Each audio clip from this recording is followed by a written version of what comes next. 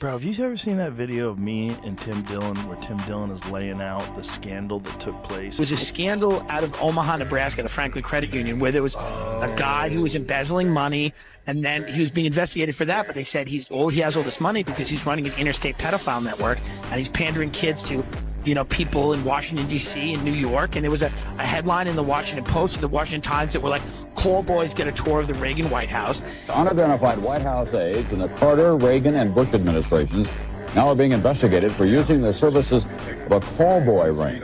The paper reports that two of the male prostitutes were given a late-night tour of the White House last year. And, you know, this was a scandal with real victims who wanted to testify, and then people started dying. You know, the private investigator they hired, his plane broke up. One of the girls that testified was found guilty of perjury and that she was put in solitary confinement. They had to use 2 grand juries in Omaha to get rid of this scandal.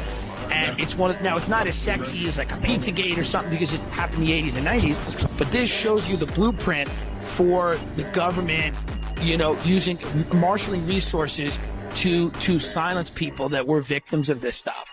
This is not new. Congressmen, senators, blackmail being used by intelligence agencies, none of it's new. It was pioneered by the mafia. You having sex with somebody who's underage, then they own you forever if they have photo, audio, video of you doing that. Wow.